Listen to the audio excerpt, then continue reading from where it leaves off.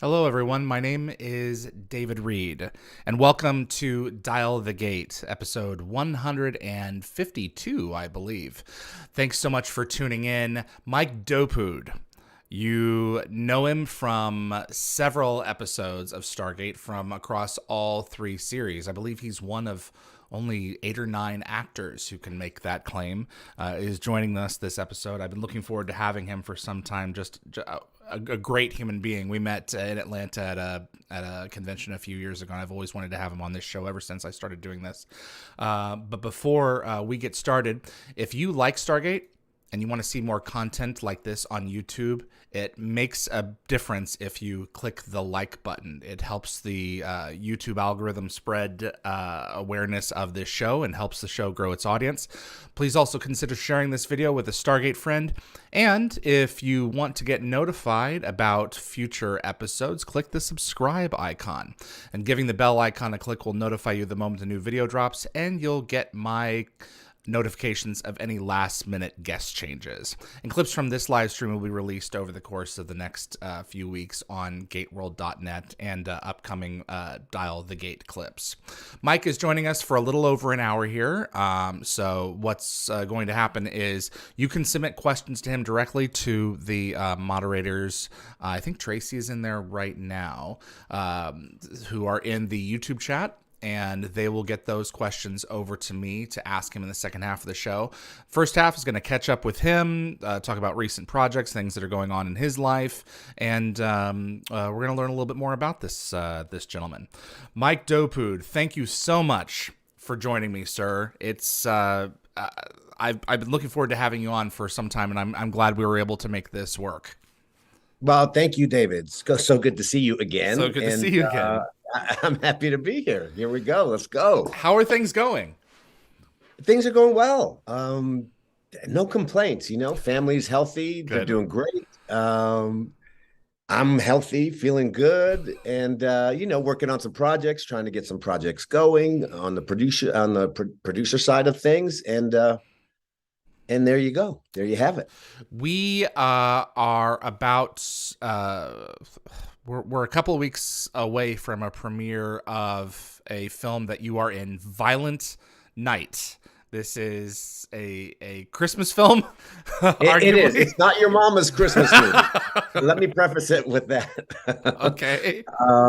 Having said it's rated R, but having said that, man, this movie is just a ton of fun. It's great. The acting is amazing. The action's fantastic. We have the action team from the John Wick that did all the stunts for the show. David Harbour is Santa Claus, and he just crushes it. He's amazing. So he's from Stranger Things. Most of us would know him from there. Okay. And yeah, this is I was talking to you a little bit beforehand. I had a buddy who's had some friends who've seen it, and they say it's a riot. And like you said before, they managed to squeeze some heart into the film as well. Absolutely. Listen, this is a fun movie. It is violent, hence the title. Lots of action, lots of amazing. How do I say this in the best way possible? Lots of amazing takedowns of the mercenaries. Santa's pretty handy, and the acting's great, and there's heart in it. We managed to squeeze some heart in there, which kudos to our director, Tommy Wirkola, and David Harbour, managing to figure that out in the places where it could fit in. Because this movie is wild. It's going to be such a blast, and I highly recommend it. I know I'm in it, and obviously it's hard to be objective about a movie, but the feedback I've heard from people that were at certain screenings, from New York Comic Con we had a screening here a couple of weeks ago in Los Angeles, and everybody seems to really love it. That's so great. I'm really looking forward to watching it, the premiere, and seeing it in front of a live audience. Can you tell us a little bit about Commander Thorpe and what kind of role you play in this film? Yeah, absolutely. Commander Thorpe, I come in halfway through the movie, and basically I am responsible for protecting the Lightstone family, and I am the head of security for this family, hence the name Commander Thorpe. Okay, so you are Santa's opposition, I'm guessing. Not necessarily. Not necessarily? Okay. Yeah, well, I'll leave that up. I need you. You have to watch it. Okay. Basically, I'm there. These a group of mercenaries take this family, the Lightstone family, hostage, and Okay. I am part of the extraction team that comes in to help save the day. Okay. All right. So That's I'm gonna going to be. leave it at that. So there's multiple levels going on Yes, here. yes. All right. Very good. Do you think it'll join Die Hard in terms of the pantheon of And Christmas movies? that's such a great. So many people debate that is Die Hard a Christmas movie. I believe it Oh is. yeah. I'm totally with you. Then we both believe it is. So having said that, I think it will be. I mean, they're saying it's Die Hard meets Home Alone. It is the tagline, and there are yeah, and there's some Home Alone references to the movie as well. So Okay, that's great. and you'll see, when you see it, you'll notice it right away. Okay. But yeah, I think it's going to be a fun movie. It's an actual Christmas movie, and it's a blast. It's a wild ride. Mike, when did you know that the entertainment industry, acting, producing, well, chiefly acting, when did you know that this is what you wanted to do with your career? When did this really hit you? Man, that is an excellent question because it's hard to pinpoint the exact moment. But I will say this: as I was growing up, I've always loved movies from day one. And my brother, who's older than I am, and we would rent, in beta. We had a beta machine and then a VHS machine, and we would rent movies, especially all these B movies like Mad Max, Escape from New York, those types of movies. And Mad Max, the original Mad Max, left such an impression on me as a young kid. It's a great film.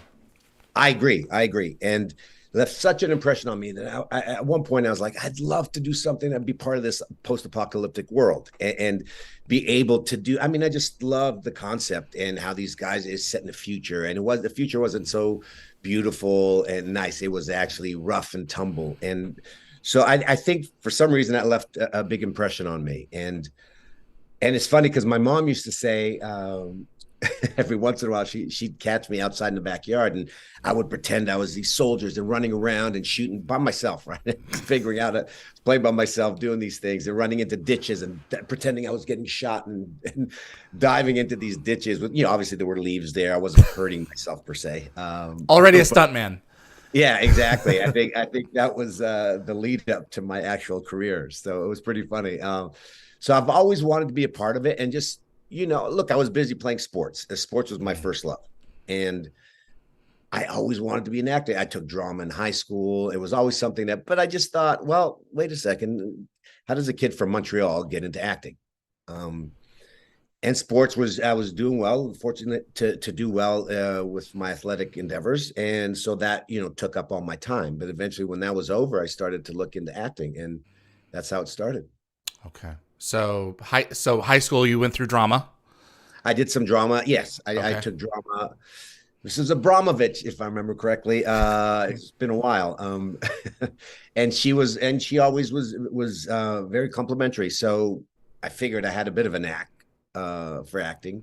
But I have to tell you something. I remember my first acting class. I had no idea what I was doing, honestly, and trying to remember dialogue and trying to portray it. And it's funny when at first you're trying to memorize these words and and all of a sudden the nerves come in, and I was like, what's going on? Right. I had no idea. So if anybody that remembers my first acting class, if they're out there watching this, would probably sit there and go, there's no way this guy's ever going to be an actor. Well, it's you what you miss as a sports guy. You miss 100% of the strikes you don't take. Exactly, or the risks you don't take. Right, exactly. So you're never going to unless you step out there and are willing to stumble over yourself and make a little bit of a fool of yourself. How are you going to figure out what it is that you love? Absolutely. So my career, my sports career ended up being cut short because of some injuries I had. Okay. And I was fortunate enough to play a little bit of professional football in the Canadian Football League. Okay. And I hurt my knee, hurt my shoulder, and then I ended up getting released. And so I didn't last very long. And then I went to the World League of American Football, this would have been in the early 90s, early 91, 92, 93, those years. And then the league folded. And then I thought, oh, what am I going to do now? Yes, I have a degree in physiology and international business. Okay. So I thought, okay, the corporate world might work. But then I was playing hockey. I ended up playing a little bit in the East Coast Hockey League, which is, part of the professional farm system back then for the Vancouver Canucks and the Chicago Blackhawks. It would be, I'd equate it to, say, how you have baseball, you have A ball, double A ball, triple A ball. It was more like A. And obviously, I still had enough to give. I didn't want my career to get to be over with. And football I wasn't able to get any more tryouts because of my knee. I was a running back. And then just trying to figure out what to do. And I tried the corporate world, and I was just missing something. I was missing, I don't know if it's the intensity of it all. I don't know if it was because as an athlete, you're always intense. There's always something going on. Yeah, and 9 to 5, you're not going to meld well with. No, and I tried, and it just wasn't for me. It was doing okay. I was actually doing well, but just something, I was missing something in my life. Yeah. And then acting sort of happened by chance, in the sense of meeting a friend of mine who has since passed. Actually, he passed last year, Greg Jonathan, rest in peace. And I met him, and he said, you got a great look. You ever think about acting? I said, I have. I've done some commercials, and I always loved it, but I didn't know how to get into it. Yeah. And then he recommended, I met him in Montreal, and I was moving to Vancouver, and he's from Vancouver originally. And he asked me, he said, well, go to acting classes, do this and that. He goes, you have a great look, and I'm sure your action and your background in sports, and I was a bit of a fighter in hockey as well. So fighting equates to stunts maybe. And, so we were just trying to figure out a way, an in for me in acting. And then that's when it started, really. Wow. Yeah. What is a role that you look back on that you were surprised challenged you in ways that you didn't expect, or that you approached and had more heft, emotional, physical, that you didn't expect to arrive at? There's one that really made you go look at yourself and be like, wow, okay, this is some heavy lifting, this content, this is asking a lot of me, and it's pushing me, it's growing me as a person. Oh, wow. That's kind of a heavy-handed question. A heavy topic. No, that's all right. I'll come up with something. Look, I don't know how much some of these roles have challenged me as far as making me a better person per se, but I will say that so many roles that I've read, and because I play a lot of bad guys, or I play these killers or drug dealers and such, right? And I'm so far from that removed. Right. That's not part of who I am as a person. Really enables me to understand why maybe somebody does these things, right? Just because of the research that you do for certain roles. And one role in particular stands out as far as that goes. On The 100, I played Michael Vincent. And what had happened was we had a scheduling conflict, and then they created, at the last second, they still wanted me to be part of the show. We created this character, Vincent, and we weren't sure how to portray him. But remember, this guy is a prisoner who's very intelligent. However, he's a cannibal. Oh, fun times. Jeez. It's one thing if you're playing a vampire or a zombie and you're a cannibal, because it's expected, right? You're expected to eat or humans or whatever it is. But when you're an actual human, and yes, it's set in a sci-fi world. Having said that, there are some people in our world that have done it. So trying to find research on it was really difficult, because it's not really something typical. And then trying to create this character, right? And I didn't want him to be, I guess Anthony Hopkins was one of my inspirations for the role. Yeah. The fact that he was so calm and quiet and very intelligent and smart and liked the finer things in life, even though this guy's a criminal who was in prison for so long, and then finally came out of suspended animation, which is the character line in season 5 of The 100. And how do I make this guy not just an evil person that you have no relationship with, that you don't feel anything for? So that was a challenge, and that was really talking with the producers and the writers and the directors, and they basically let me come up with it and just said, go, if go for it, and if it's too much, we'll pull you back. If it's not enough, we'll ask for more. We'll try to figure it out as we go. And that was the last I heard from anybody on it. They just let me run with it. So that was really challenging. And then I guess as an actor, what feels good about certain things is that people resonated, the character resonated with people. So they were trying to ship me and Abby, Vincent and Abby on the show, which is like, you're shipping a cannibal, a guy that eats people, right? So the fact that I was able to make people actually even think about something like that, I felt he's not just a cannibal. He has other positive traits. Yes. The trick is to make people realize that there can be more than one truth about a person. Not to say that we're going to shrug this off, but anyone who's watched Game of Thrones can tell that. There's people are complicated, and we have there's a reason why he does the things that he does. Exactly. And then trying to find that humanity of him, even if there's one iota of humanity, if I can make that come across in the character, then I believe I've done my job, so to speak. Absolutely. Wow. How did you initially get involved with Stargate? You go way back more than some people realize. I go back to the pilot. Pilot at first, I believe it was the pilot, and I did some stunt work. Scott Attia, who was a stunt coordinator at the time, and I was just getting into stunt work as well, and he brought me out to do some stunt work to play. I can't remember. I think it was a Jaffa, and then over the years, I'd played various characters on the show, but also it was just doubling people or just doing stunt work and getting blown up, essentially. I remember the famous thing that Richard Dean Anderson looked at me one day. He's like, "How many times have I killed you?" Right. Right, because you put makeup on it, and then you have different headgear on. And then they feel comfortable, and they're able to work with you if you have a fight scene. So it's always important to make the actors feel comfortable, right? Especially when you're doing stunt work. And then eventually, I was doing a play, and then Peter DeLuise saw me in a play, and it came up to me afterwards and said, "You're not like a stunt. You're an actor. I said, "Well, I was trying to get in, but I couldn't get an audition for the show. I couldn't get in." And eventually, and Michael Greenberg saw some stuff, and then he heard I was Serbian, so I could speak some Russian and very little, and I could speak Serbian, and so I could portray an Eastern European, and then they cast me as Colonel Chernovshev in SG-1.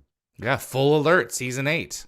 That's right. So you had a couple of a few appearances as Jaffa. I think you were in the first scene where they actually used the Zat gun and Within the Serpent's Grasp. So that's kind of cool. You introduced that weapon. And as a Ugandan soldier in the other side, another Peter DeLuise episode with Anne Marie. Yeah. I love this episode. You were in Revelations as well as a Jaffa, and then Chernovshev in Full Alert. So you got to bring out the accent. Got to actually be in Russia, and actually, I believe you were a Gould at the same time, if I'm not mistaken. No, he wasn't. Man, there was a lot of layers in that episode. There was a lot of subterfuge. That was one thing we discussed, and they and I remember with Michael Shanks and I believe it was Andy Makita, and was it Andy that directed that? Man, because I've worked with Full Alert? Let me see here. Oh, that was Andy Makita. Good on you, man. That's great recall. Phew.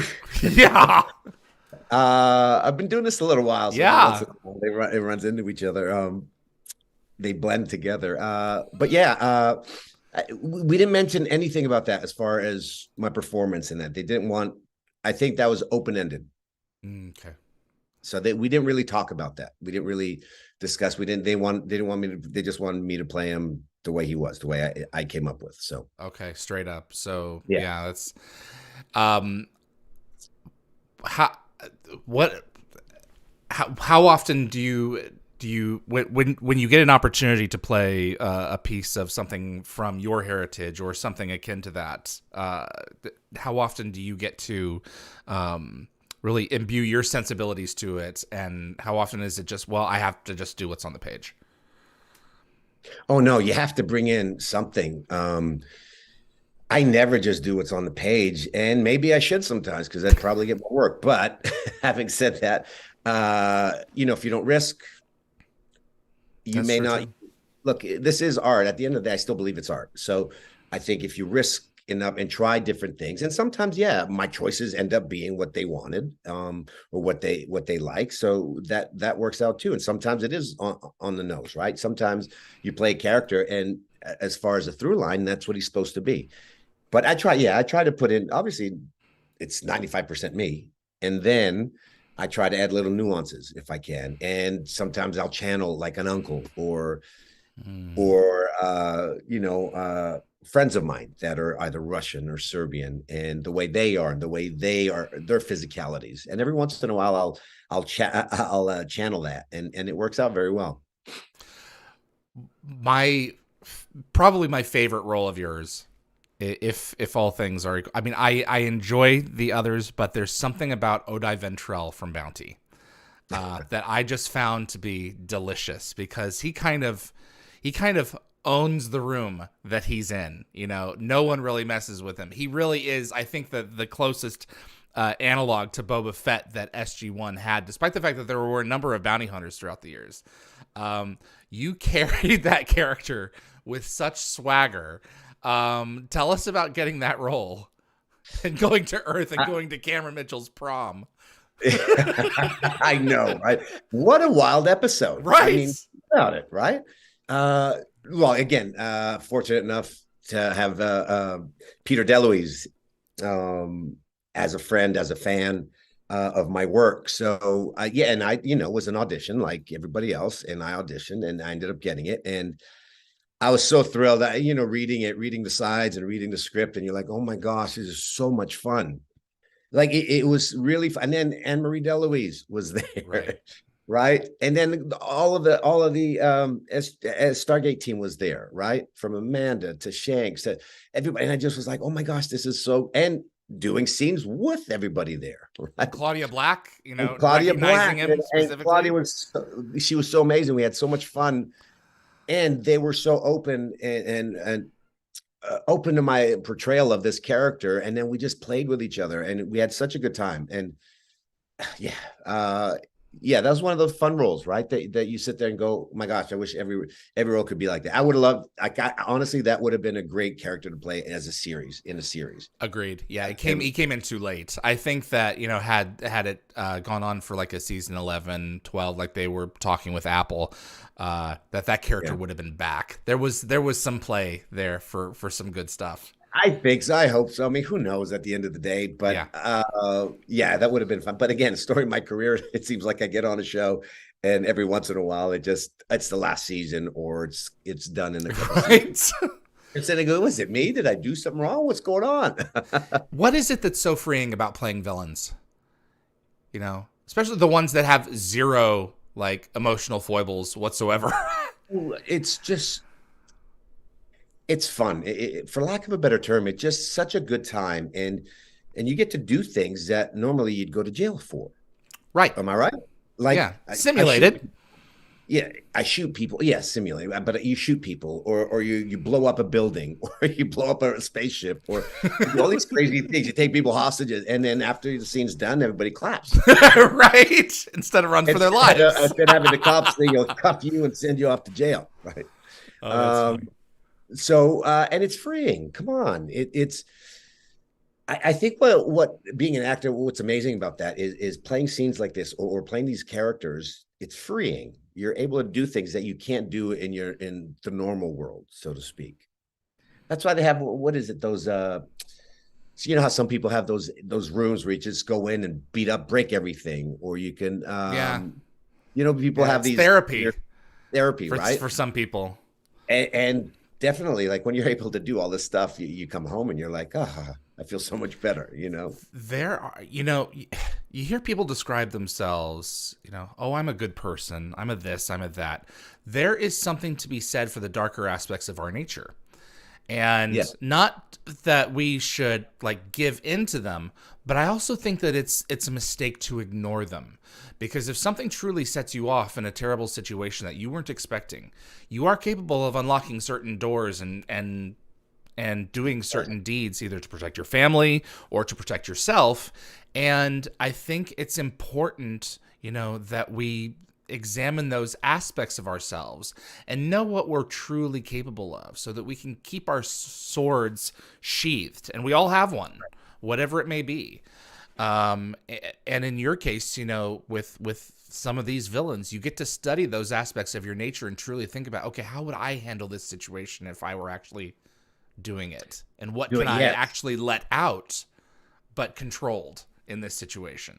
That's a great point. For me, growing up, immigrant family, so from the former Yugoslavia. Yeah. Even though I was born in Montreal, everybody else in my family was born in Yugoslavia, and we were an immigrant family, poor immigrant family. So my dad would dress me in like a corduroy suit, and I'd have my name stamped on every article of clothing I had. Right. And I had white hair and broken teeth, and we couldn't. So I got made fun of a lot. And so you learn at some point, okay, well, have to defend myself. I have to do something. My brother was tough. So he taught me how to defend myself. And then I was able to do so. And then I ended up getting respect from that, which is, you don't hear about that nowadays, right? Because it's so taboo. Oh, no, bullies are bullies and you can't fight. You have to talk. No, well, You sometimes can't get walked on. you can't get walked on. Yeah. But having Kids said that, remember. and as I grew up, and even as a teenager, getting into fights and doing stuff, fighting was always something, not that I enjoyed, but it was part of who I was.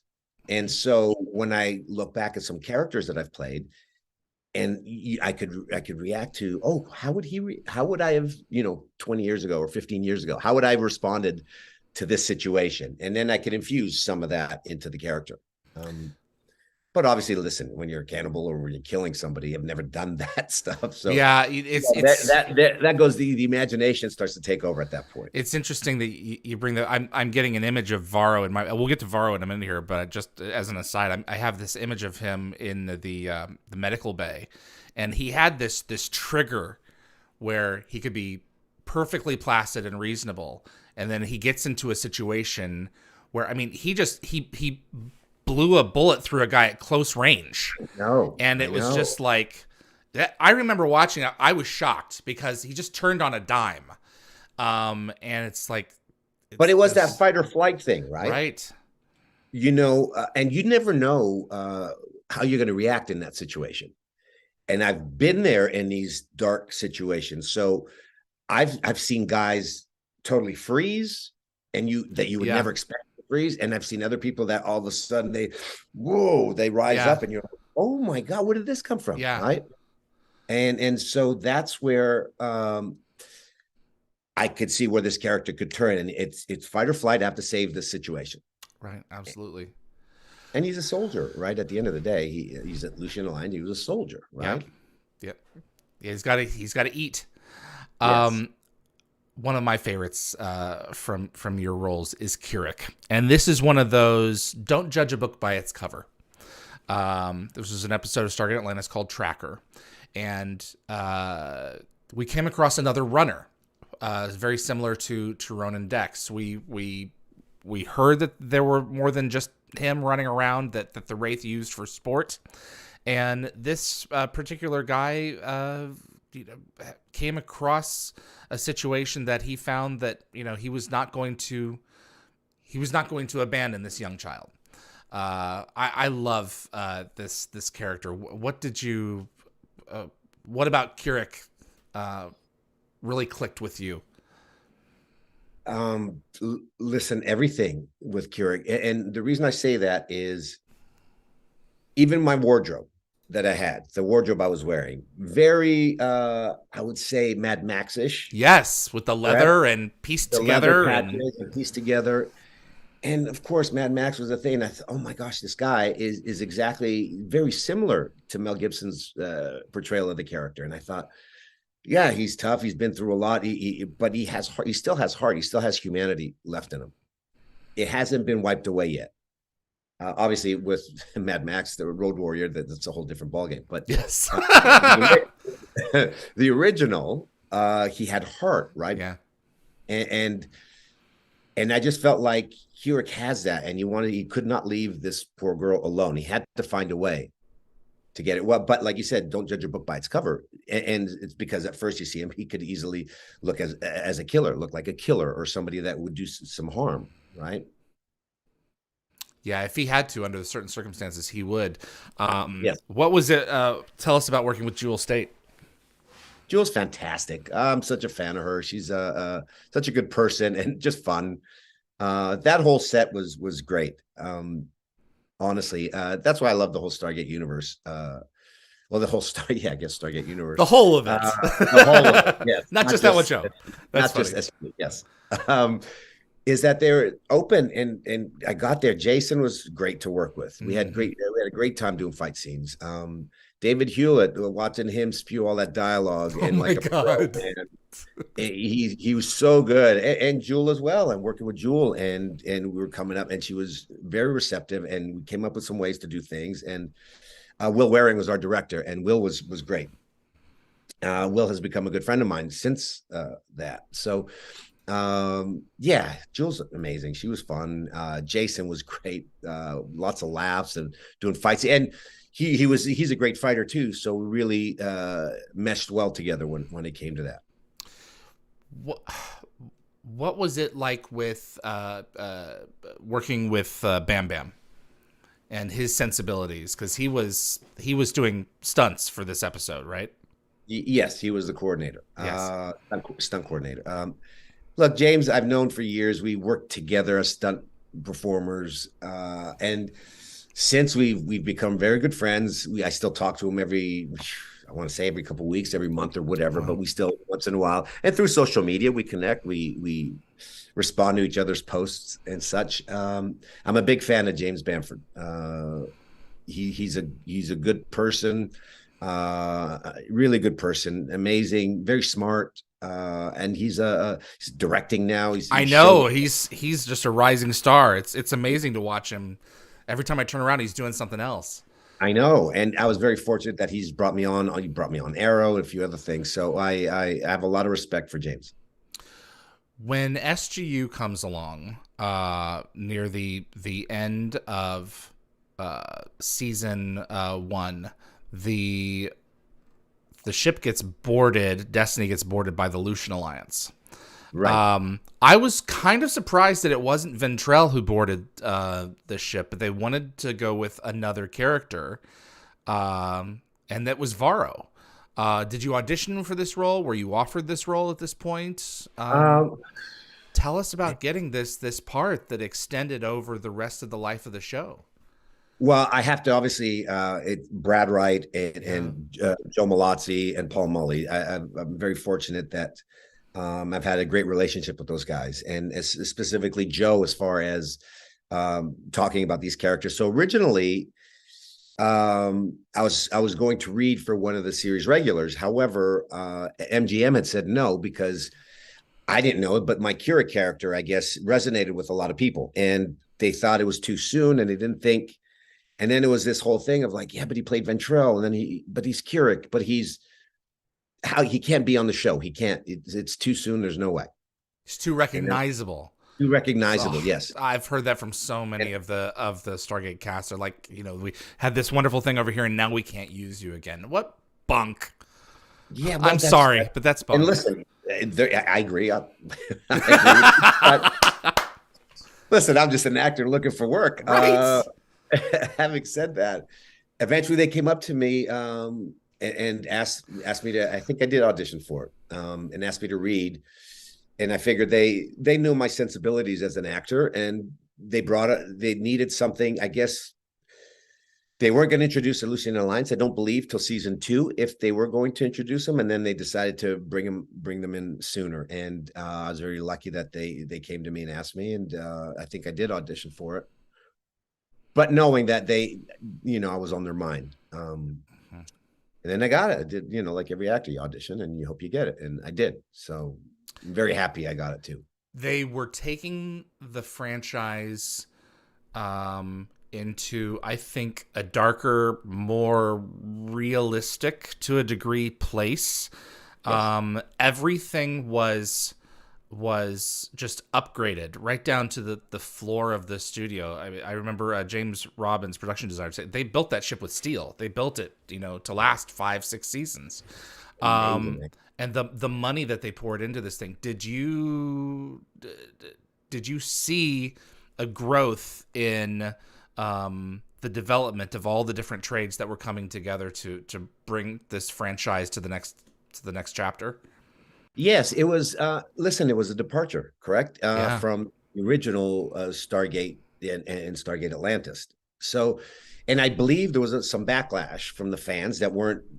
Yeah. They wanted the original stuff, but if they decided to make things different and to go in a more character driven, a little darker, moody environment, and which I think was great. I think as an actor, it's amazing because you really get to delve into your character and try to bring out all these nuances that because it's character driven, right? You can bring all these things to it, more backstory, more healing, I believe. And I think that's what was amazing about it. But yeah, I mean, it's all the same crew, like Val Halverson. Costume designer. She's amazing. She's amazing. She loves dressing you, by the way. Our joke is always, well, I'm on a show with Val. I guess I'm going to be in leather again. She did love leather. That's true. Yeah. And then, and I just think everybody, had to elevate their game, I believe, for Stargate Universe, for SGU. I think everybody had to, from the directors to producers to the set deck to costumes. And I think they did. I thought they did a fantastic job. Your relationship, Varro's relationship with TJ was one of my favorite angles from season 2, and it was a look into this guy who was a mercenary who came from a world that, I mean, God only knows what the gold and these pirates had done to him. But I think that, I don't know how much you know about Star Trek Voyager, but I always looked at Varro as kind of like the Tom Paris of Destiny, whereas I think we never had this monologue with him, but I think that if we had the chance, I think that he would have said that he looked at Destiny as his second chance, as a chance to get away from the more pirate aspects of his nature and actually do something good with the skills that he had acquired in his life from doing what he had to do. I totally agree. I believe Varro, I guess it would be a second chance when I think about it. But yes, he wanted to be part of the Destiny. Deep down, he wanted to be part of something good as opposed to the pirate life, like you had mentioned. And I think he felt that with specifically TJ and obviously there was some friction with some of the crew members, but having said that, I think it worked out well in the end. And who knows where it was going to go. I mean, I remember Carl Binder and Joe Malazzi both had differing opinions on it. I think Joe was shipping more TJ and Varro, and Carl was shipping more Colonel Young and TJ. So, well, you got to have your cake and eat it too with Twin Destinies and Epilogue. So, yes. Especially later half of the season, because you got to have see the character in an alternate timeline explored with the older makeup and actually pairing off, I think, with James, if I'm not mistaken. What a wild ride! Yes, it was so different, right? Because you read the script and they talk about it, and you're like, "This is crazy. How are we going to do this? How do we pull it off?" But it actually it worked. So I thought it was great. I thought our producers did such a wonderful job bringing that storyline and making it work. But I still think at the end of the day, I mean, I just wish we could have gone on, because I just wanted to know where it was going to go, right? And I'm sure everybody else does too. But we all go on these spots, and that was it. And I'm like, what happens? What happens, right? I'm hopeful that we will see some version of a piece of the story that Brad wanted to tell long term. But you're right. I mean, the ending was such a kick in the gut when you guys go into stasis and Joel's music is playing. It's one of the hardest 20 minutes for me to watch as a fan, because for a long time I didn't. But it's an extraordinary series. And I think that had it been, it was very ahead of its time in terms of the texture of the storytelling that it was going for, in terms of the pacing. It was slowed down. Now that's normal. So much of that you pick up that show and you drop it in 10, 15 years later, people would have been so much more accepting of it at that point. Yes, I agree. I think that what they were doing was revolutionary at the time. And it was so, you're right. The fandom responded very powerfully against the direction that they were going. So many people did, because it was Atlantis was lighter fare, and they were going to go in this different place. So, but listen, when you do these darker shows and more character driven shows, it hits a nerve with a lot of fans, or a lot of people that don't want to. Some people escape with television and they just want to have fun. And I think sometimes some of the issues that we were dealing with as these characters may hit a nerve with some of the fans, and they don't want that. They don't want to feel that. They just want to be happy. They just want to enjoy a fun ride. And there's nothing wrong with that. I know my wife, she can't watch terrible things, like anything that has to do, especially children being abducted, or she just cannot watch it. She just refuses to. And I understand that. Yeah, Rob Cooper and I had an interesting conversation about that. It's something he doesn't like to touch if he can avoid it in writing. Yes, it feels like a cheap trick for him. Yeah, it's not my favorite either. But I like darker stories and crime stories. There's so many other things, and I guess it's always something I've always been a part of as an actor. I've always wanted to figure out why people do these things, or how they do these things, and why, and what goes through your mind, So it's always challenging for me to try and figure things out. So I'll go more to the darker side, but I do enjoy fun movies. Hence Violent Night, coming out December 2nd. We're not born evil. Something happens to us.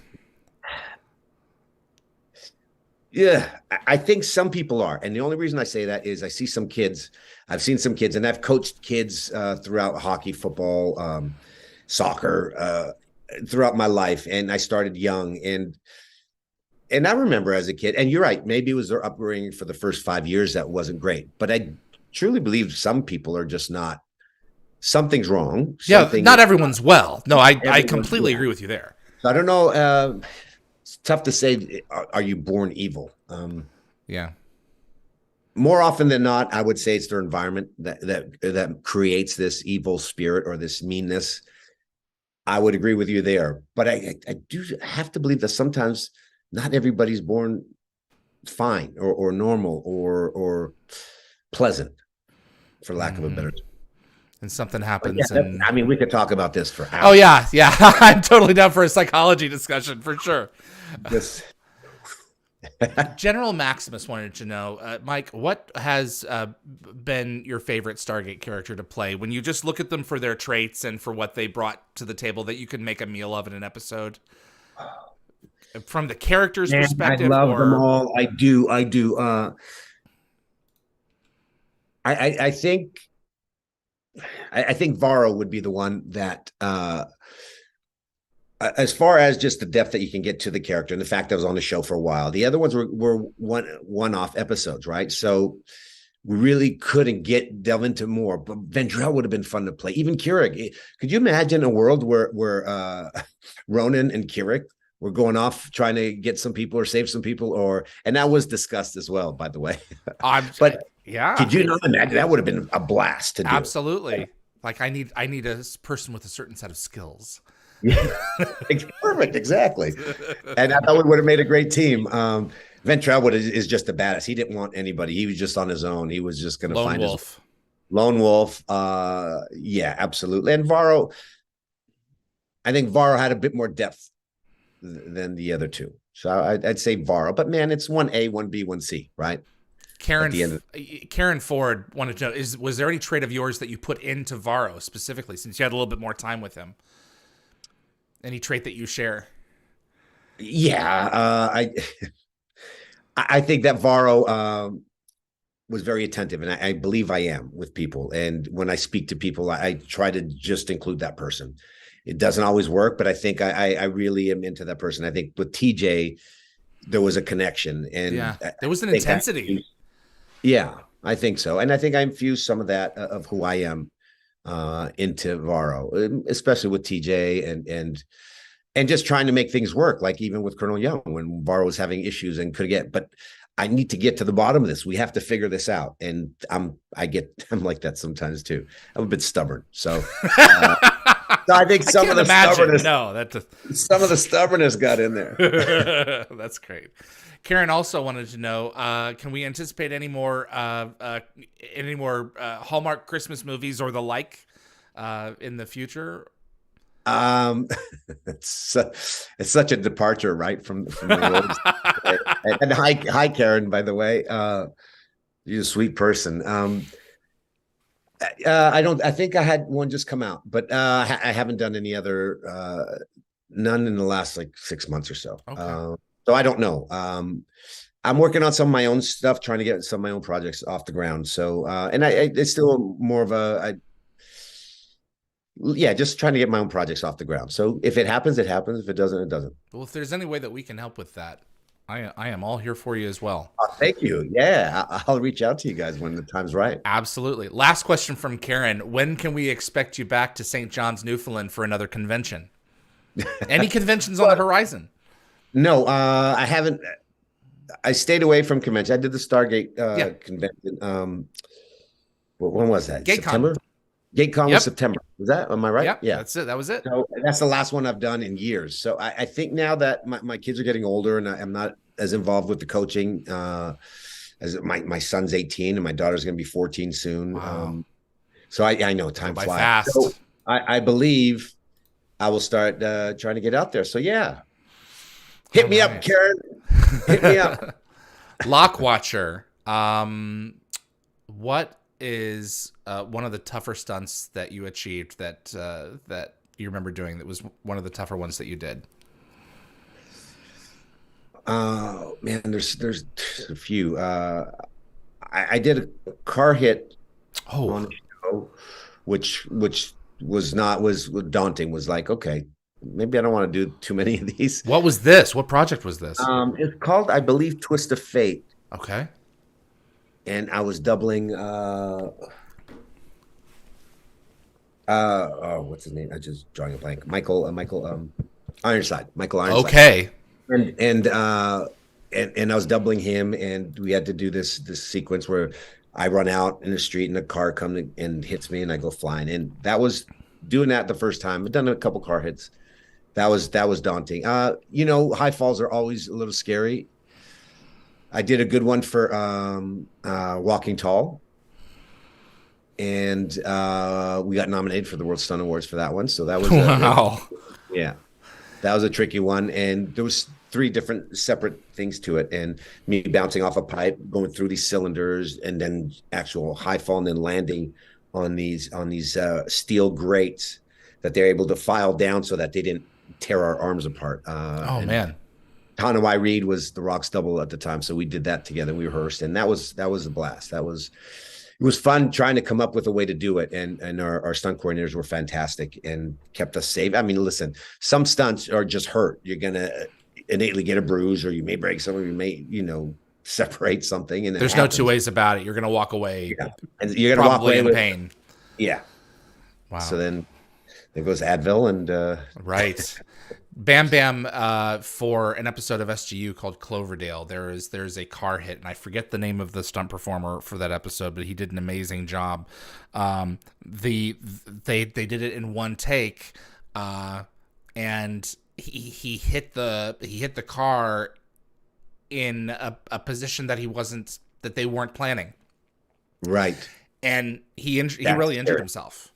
But they got the shot. And they're like, we're not gonna do another take of that. And it's just one of the, and you see the hit on camera from beginning to end in the behind the scenes clip. It's just like the work that some of those guys put themselves through just to be thrown in front of a situation like that. and to walk away Absolutely. with a smile on their face and a little bit of money in their pocket. Wow. You know, It's crazy, and it's not for everybody. It's not for the faint of heart. Most people, stunt guys, are people that have loved doing things like that. They were always the first guy to jump off a cliff into the lake, or or were fighters or martial artists, or ex pro athletes, guys that love that juice, that intensity, that adrenaline, for lack of a better term. Because listen, it's not just about being crazy and a daredevil, right? It's not just right. doing. They're not all daredevils. Not all stunt guys are, and I know a lot of stunt guys that don't like heights. Or now, as I've gotten old, I don't like heights as much as I used to. Before, I was doing high falls, no problem. But mind you, I don't do stunt work anymore. So, Right. uh, I focused on my acting career. But having said that, I still do fight scenes and do a lot of my own things. So it's a different mentality, and you have to be very prepared. And it's not a perfect science. So, like doing a car hit, you try to figure out what could go wrong, try to minimize that. But at the end of the day, it may go wrong. So how do you protect yourself? What can you do to help yourself? And there's only so much you can do. And sometimes it happens, and hopefully it doesn't happen too much in your career. Yeah. You can pre-plan, and then at this point we've just got to execute it and let the chips fall where they may. We've tightened the boundaries as much as we can.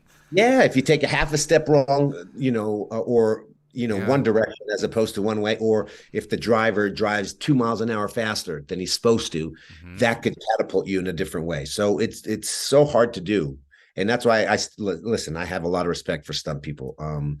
I was one, and I don't think you ever lose that. I think you're always a stunt guy at heart, but I have a lot of respect for the guys, because the talent level now too is amazing. These guys are such great performers. Wow. Raj Luthra, how different was it from being involved in Stargate when you were on involved in Smallville? Very different kind of show. Oh yeah, totally different. One's more comic book, Yeah. obviously, and sci-fi, right? However, they intertwine sometimes, and these worlds meet. But yeah, and Smallville was fun. That was more of a, again, just fun stuff to do. Yeah, had some fun fight scenes. I did some stunt work originally, and then it was played security guard George, I think it was. I can't remember his name, because it changed. The reason I say that is because we were coming up with a name, and then it changed a couple times, and then it finally stayed George. So Have you auditioned at all for Star Trek in Toronto? yes, I want to say a couple times. Okay. I would Uh, love to see you on didn't, that. thanks. Yeah, I'd love to. It didn't go my way, but that's the story of an actor. Like, you can't get everything, and you fail a lot until you get the right role for you. So, but yeah, I'd love to work with them. Yep, absolutely. Started blasting. Interesting names. I really enjoyed your work in Stargate. As an actor, where do you think you took a turn and really hit your stride in your career? Where do you think? Thank you, by the way. I would say when I started doing plays again, Hmm. not just in high school, but which was around that same time when I was doing stunt work. But I had made a conscious choice that my body was beat up from the pro sports and such. So I was like, I don't know if I have many years left. I don't want to be a cripple when I later Yeah. on. I don't wanna be walking with my knee, even though I'm doing great right now. I had some surgeries to fix some things, so it's all good. But that was pretty much around then with the Stargate time that I focusing on plays, and I worked with an acting coach called Larry Moss, and it was almost like, because being a stunt guy, listen, casting directors aren't really fans of stunt performers as actors. Now I think that's No. changed. Now, no, because they don't think stunt guys study, and a lot of them didn't, and because you're brought in to do the freeze, or I'll shoot, that kind of stuff, right? You're always brought in for these certain, and then but I did study. I studied with Larry Moss. I studied with Michelle Danner, who were really great for my career, and Larry Moss, who's coached some Academy Award winners, for me, was the one that just sort of enabled me to appreciate who I was as an actor and what I had to offer. He gave me sort of the permission um, that, hey, you're an actor, you can do this, you have the tools, and you're showing them right in front of doing plays and by working. And I'd work with Larry a lot. So I would probably say that gave me the confidence. And then having people like Peter DeLuise and Andy Mikita and Right. those guys sitting there saying, we want to cast you. What do you think? And I was like, I'd love to work with you. And they gave me the freedom to not look at myself as a stunt guy just trying to act, to just look at myself as an actor. That's a good point. It's so much about the connections that you make and getting yourself out there in front of an audience and giving yourself a chance for exposure, because you never know who's watching. Exactly. So. He's so true. Mr. Rick Kramer would like to ask about Battlestar Galactica. Gage, Farine, standing tall, right here. Yeah. Oh my gosh. Man, I loved that role. Gage was such an asshole, for lack of a better term. Man, he was. He beating down officers. Hero, yeah, and he didn't care. And no, that Specialist Gage was a guy that was looked after himself. That's all he cared about. He didn't shit about anything else. And that's the way I approached him. I think it was right. I think that was the tone, and that was what was necessary from Gage. As far as the through line, yeah, he was an asshole. And it's a situation where, you've seen this. We're just at that point getting to know the crew of the Pegasus, and just how much, when you don't have an Adama as your leader, when you have an Admiral Kane, just how left to their own devices these people were in certain situations where she would just look the other way, and that was scary stuff. That was really intense. It was, and it was fun to play, and Tomo and Aaron were great. And we have such a wonderful community in Vancouver as far as actors, and very giving actors. So whenever you get a chance to work with these guys, these people, it's amazing, and I always can't wait. And then the crew. I tend to know a lot of the crew in Vancouver, and I mean, I've worked a lot in New York and Los Angeles, and it's great there too. Having said that, I've done most of my work in Vancouver, so it's always great to run into the same crew members and that you've worked with over the years. And Battlestar was a great show as well. Like, look how lucky I am. Am I right? And like you're in a scene, you're in 1.5 scenes, one scene, and it's such a potent moment that they're like, let's bring him back 2 seasons later. And that's great. Thank you. Yeah, thank you. And there was a big writer's strike going on at the time. Yes. When Battlestar had their last season, and some of the actors were cast in other shows, and then I was doing something else, but we were able to work it out that I was able to do some. So I was glad that it did work out, because it was nice to come back to the show. Absolutely. And Wayne Rose, who was a director on it, is a good friend of mine as well. And I just saw him a couple of weeks ago. We had a dinner together. So you build relationships on these shows, and luckily, these people still stay in touch with me and respond to my emails and such. So when you have a job that needs to get done, like in pretty much any industry, and you know of someone who can do it and who fits who fits the part, but B, that they're going to pull it off, why not call them? Yes. It's what a lot of that comes down to, I would think. So I think so too. I think it works. I think it's very important, and I can see why a lot of actors, especially like say Adam Sandler or whoever, to work with. They work with the same people because it's fun. They're not getting any BS. They're sitting there having a good time, and they're getting the job that they want. They're getting the work that they want out of the actors, and at the end of the day, nobody likes to go to work where it's toxic, where everybody's at each end. Unfortunately, in the film industry, it happens sometimes, and there are shows I've been on, and I'm not going to name names, but like sitting there, you could see that they don't even like each other. I don't think the crew, I don't think the cast even like each other. And isn't that sad? But there's so much money at stake. I know. And then they all regret it at the end of the day afterwards. But as I've gotten older, I realize, okay, well, enjoy every moment, because you never know which show is going to be that one. And if it's a bad show, just do your job and go home. Yeah. Or, the opportunity that you're missing not enjoying a show that on the output at the end of it, you're really going to regret behaving this way in this part of your life when all is said and done, because you have something in your hands here that's of quality and you don't even see it.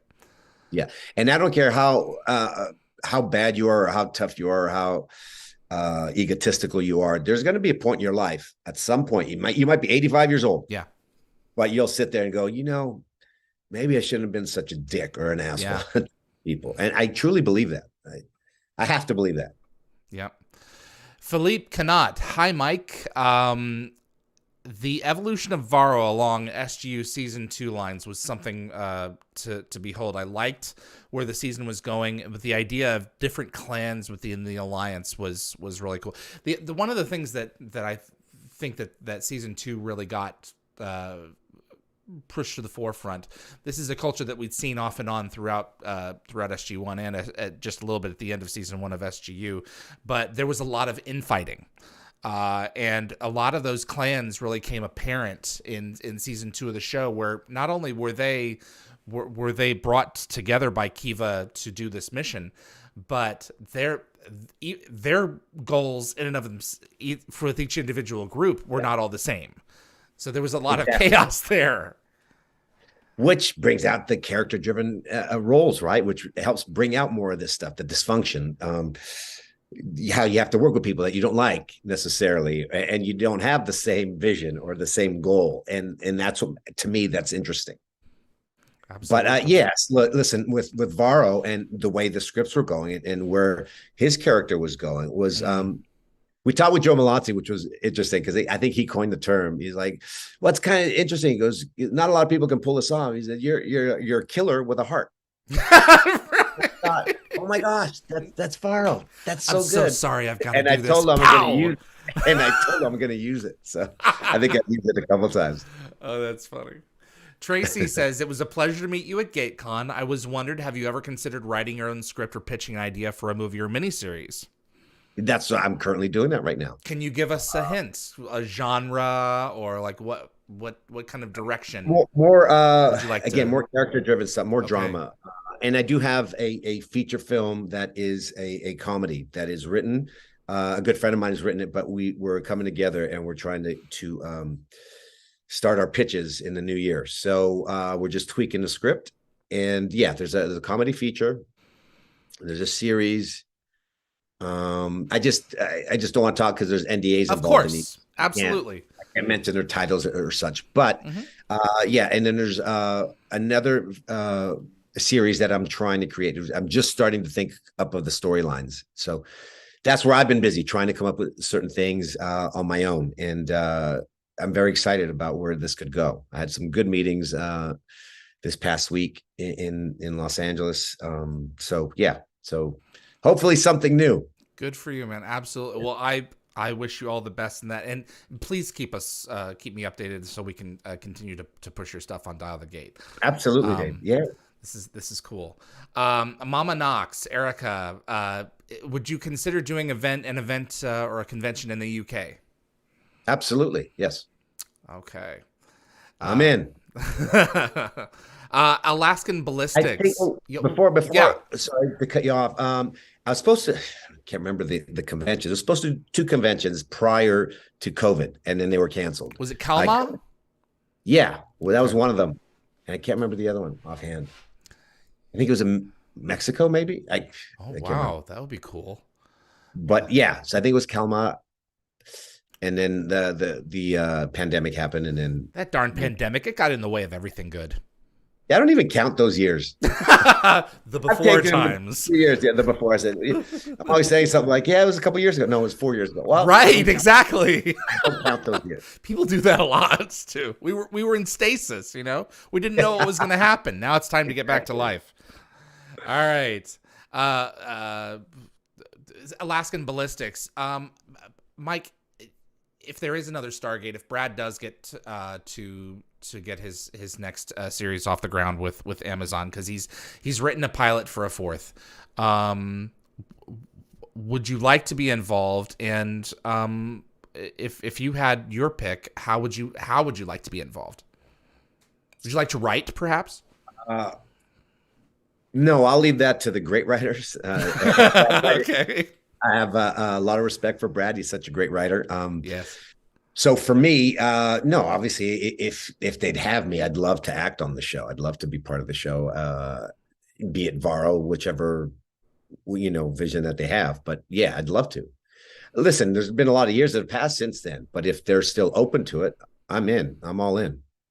I have had this going theory that the Lucian Alliance guys and Kiryk are all like the same kind of temporal being. That you are some form of alien with 1,000 faces across all the different galaxies. That's funny. I love it. Yeah. Well, Joe was trying to come up with a way to describe Joe Malazzi, that is, to describe how I came to be as Varro. And so he had it worded perfectly. I can't remember exactly how he put it, but that was going to be his explanation to people as to how could I possibly be Varro. He's at least Odai Ventrell's cousin. Yes. I think it's along those lines. That's funny. Yeah. Gosh. William Ahrens, what did you feel about your character Jaworski in Continuum? Was that character similar to the ones from Stargate at all? I've not seen Continuum. No. Who would he be similar? He'd be similar to probably Ventrell. Okay.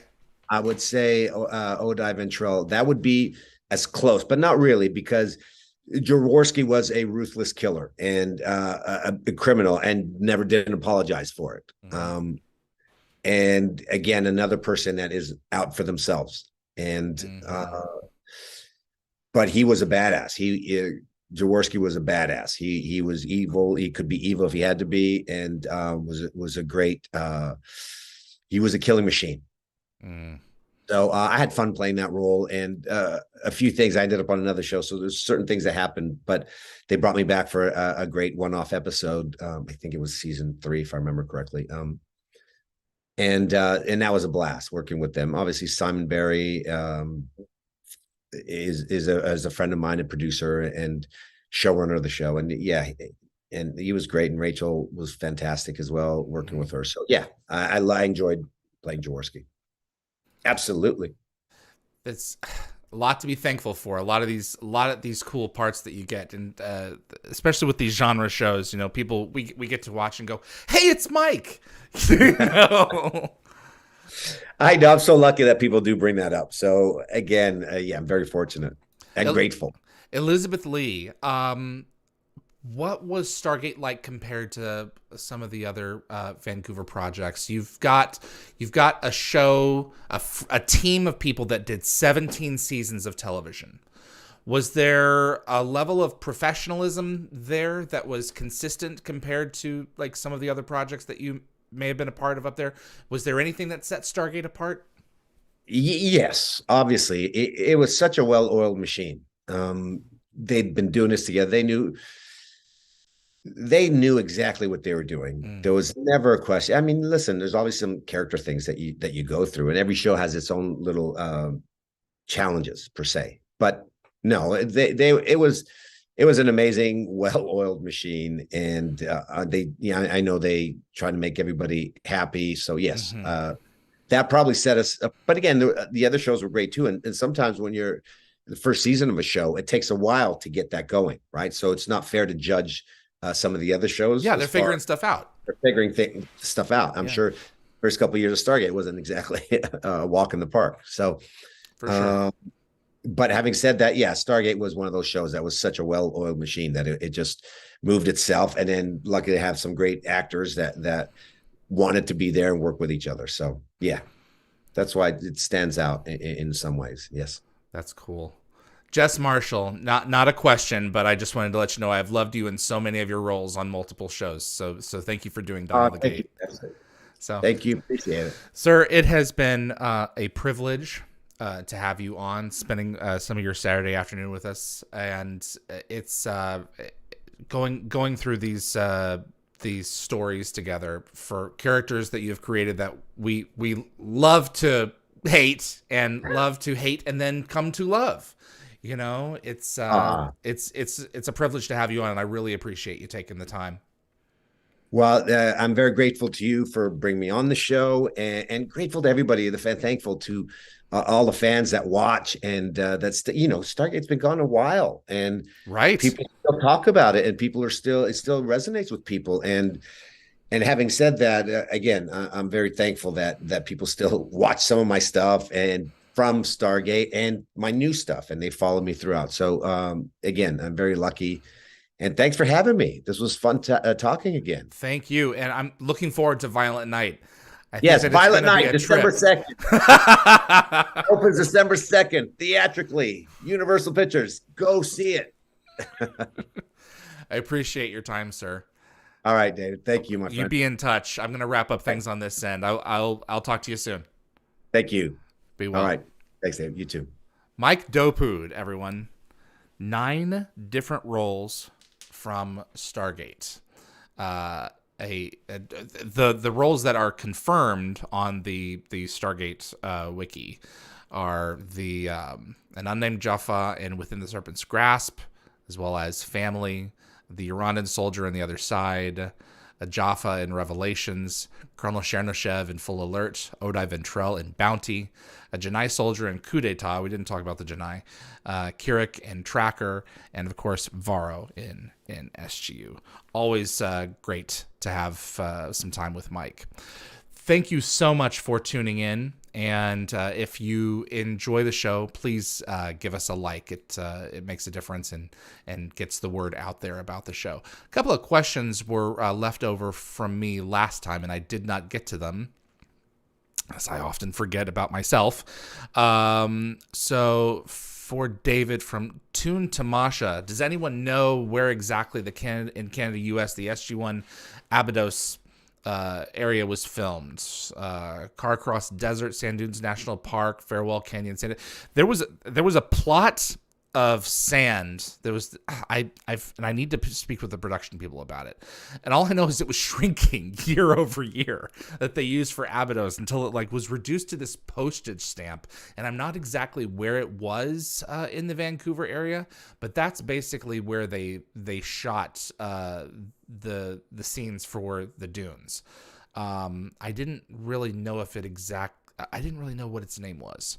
But I don't think it exists anymore. That's the problem with a lot of the Stargate locations. They're just no longer around, and it's so disappointing because when we were up in Vancouver for GateCon, we went to a lot of those locations to get some footage of them, and they just don't exist anymore. Like the village from what was the episode in season 7 where the link was resetting everybody? Revisions. It's the same location that was used in Atlantis for the episode that Lucius Lavin came back in, Irresponsible, and that location was torn down. And it's like, why? It's a beautiful location. I mean, it couldn't have been more than 10, 20 years old, and new development. The same thing happened with Satita. And that area that was used, oh my God, that we dialed Pittsburgh in SGU. It was cleared for new development, and so I guess it's just there's nothing that you can see, so it's gone. Teresa MC, have you gotten any new items for your shelves in the back? Yes, for season 3 specifically.